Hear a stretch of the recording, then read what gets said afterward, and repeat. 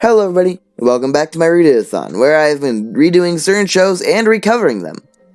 Pickle and Peanut is an interesting show indeed, and when I reviewed it last time, I got a comment that actually made me think. Now this comment, which I pinned on the video, is actually a really nice one. They made their point respectfully and acknowledged that it's opinion. It was actually some pretty good feedback and provided a viewpoint I hadn't thought of. Before I go into detail about that though, I wanted to mention that in the original review, I only watched that episode. So this time, I watched this episode and several random other episodes, just to make sure I know what the show's style is. That way, I know what's a consistent problem in the show, and what is this episode's specific problem. So, now, I can be more fair in this review than I was in the last one, in which I really only knew it was an episode-specific one. Either way, the comment I got mentioned that Pickle and Peanut was weird because that was the joke, and I really understand that. I already knew that it was supposed to be weird. But in my opinion, it's really not weird in a good or enjoyable way. They also state that the show, and particularly the animation, is supposed to be bad, and that's the joke. It was meant to be a so bad it's good type of way. So today, I pose the question, is something bad good just because it's made to be bad? Well, I could probably word that better, but I'm too lazy to try. So, let's find out by watching another episode of Pickle and Peanut.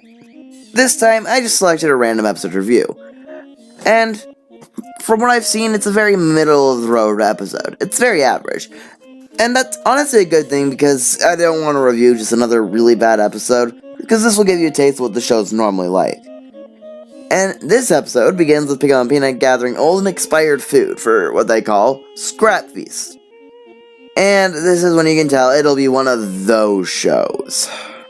You know the ones that try to use gross out for a lot of the jokes. Now, to be fair, Pickle and Peanut doesn't overuse gross out humor as much as certain other shows do, but every time they use it, it just fails worse than the Titanic. One of the biggest problems of the show honestly does not come from the creators of it, but rather the network. Disney has tried to capitalize on current trends before, and they have tried gross out before too. Remember Schnookums and Meat? However, very rarely does Disney ever get either right. This is because Disney tends to play it safer than other networks. They can't use gross out because, well, parents might get upset, but they still try to use gross out, just tone it down to the point where it's not gross out anymore. And I'm gonna be real honest with you, I'm not really a fan of gross out, but I also don't really hate it. Very middle of the road on it. I just kind of find it boring, honestly. And I'm not trying to sound high and mighty either. It's not that gross out is below me. It's just not my cup of tea. I mean, trust me, I can enjoy plenty of stupid humor. But if there's one network that it does not belong on, it is the Disney Channel. Speaking of which, I really don't know why this was picked up by Disney. It actively restricts itself by this network, because they can only go so far with their joke. But without tangent over, the Scrap Feast is an important part of the plot, not just a joke to be dropped. And in fact, points in general for the solid pacing in the plot. There's not a ton of filler, unlike Breadwinners, which is very similar to this show in a lot of ways. In fact, the plot moves along quite nicely for the most part, although some episodes do have things that just kind of happen to help the plot. But I will take those points right back, because the plot is just a recycled plotline from several other shows. In fact, this is the Character A gets promoted plotline. You wanna know how it works? Well, here's the formula. Part 1. Some event happens to Character A. Wait, just push it? Just push it? Huh? This causes something to change.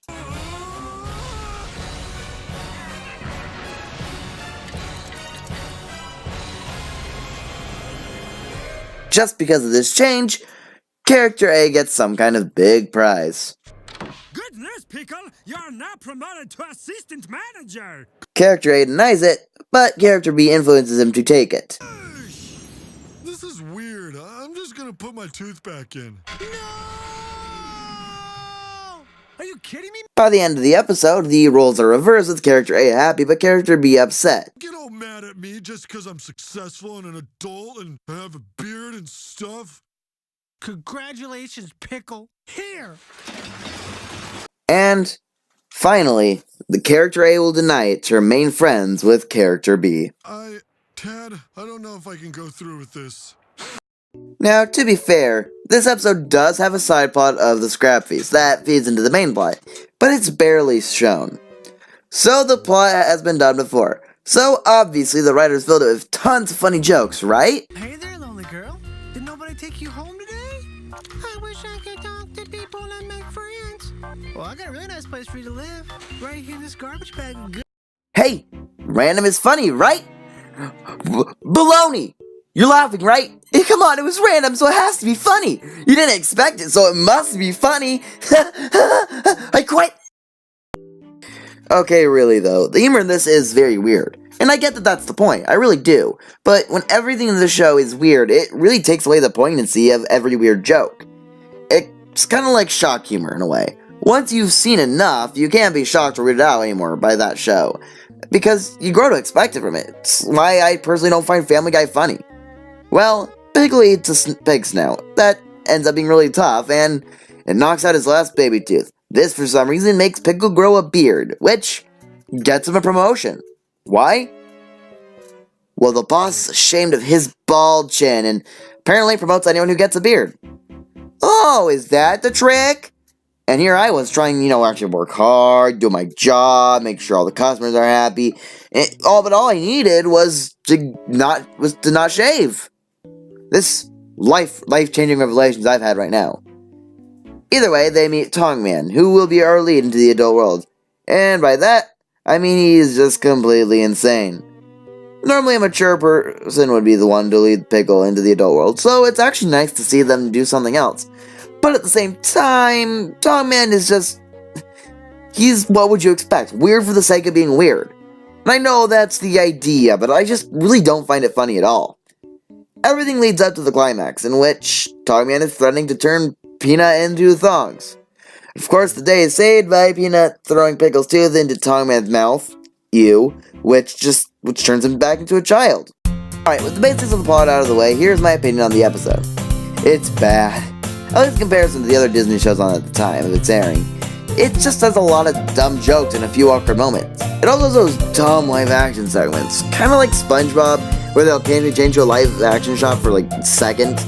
But unlike SpongeBob, they don't have any real humor to them. They're just random for the sake of being random. The transitions also are annoying, and all they are is obnoxious music placed over the timestamp of what time it is in the episode. There is also the joke of saying a word weirdly and showing the word on screen, which has been seen in Teen Titans Go and a lot of other Cartoon Network shows. Honestly, I strongly dislike it. I cannot lie though, I do enjoy mocking it, but actually watching it, I would rather gouge my eyes out with a plastic spork. To answer my question, I don't think that something bad is made good because it was meant to be bad. Certainly it can happen where something meant to be bad ends up being good because it's bad enough, but honestly I don't think Pickle and Peanut was really meant to be so bad it's good in the first place. Honestly, it has too much effort put into it. There are a few good jokes, and its animation, though unappealing, is unique enough. They do attempt to vary the humor, which is more than can be said for some other shows. And while there are certainly parts that are obviously made to be stupid, I don't feel the entire show is meant to be bad. Even if it was, that's kind of a cop-out excuse. I mean, it's just like saying, oh, I meant for it to be bad, so that makes it good. Because it was the intention. It is bad enough that you could enjoy its terribleness as long as you forget that it's on a network that seems to desire quality. Honestly, Pickle and Peanut is not very good. It's just strange in a not good or interesting way. I can respect that certain people do like it and will probably never like it myself, especially since I'm never watching or talking about this show again. I would not recommend this any episode of the show to anyone. And I know I'm kind of stuttering on my words, but what can you expect? I've been watching a lot of Pickle and Peanut. Either way, that is all I have for you today. But until next time, have a nice day. Alrighty, hello everybody. What do you think of my new style? I've been trying a little bit different this time, seeing what works, and maybe I'll go back to my live action formula if I feel like it, but I kind of like this new look. So, either way, what did you think of my Pickle and Peanut review? Better than the original? Well, I sure hope so, because I definitely put a lot more effort into this one. Either way, if you like this video, please be sure to leave a like. If you agree or disagree, let me know why in the comments below. And if you really enjoy my content, want to see more in the future, why not consider subscribing? Either way, I'll see you in the next video. Have an excellent day. Today's just so wonderful, I feel like chuckling, ha ha ha. I feel all fuzzy inside like a duckling, full of tarantulas. And now that I'm here tonight, it's gonna